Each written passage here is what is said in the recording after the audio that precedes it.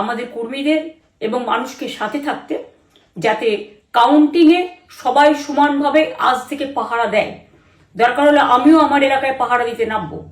দিনের বেলায় কর্মীদের রাখুন, রাতের বেলায় নিজেরা থাকুন, পাহারা দিন। আমি যদি পাহারা দিতে পারি, আপনারাও পাহারা দিতে পারেন। রাত জাগুন।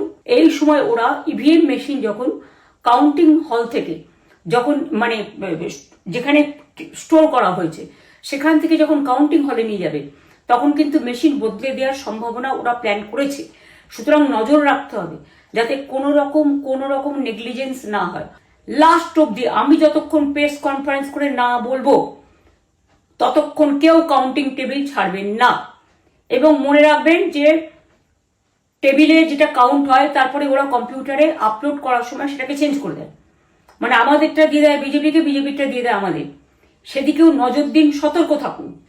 এবং আমি নিজেও কাউন্টিং হলে হানা দেবো, কারণ আমি অ্যাজ এ ক্যান্ডিডেট যেতেই পারি, সেরকম সব ক্যান্ডিডেট বসে থাকবেন।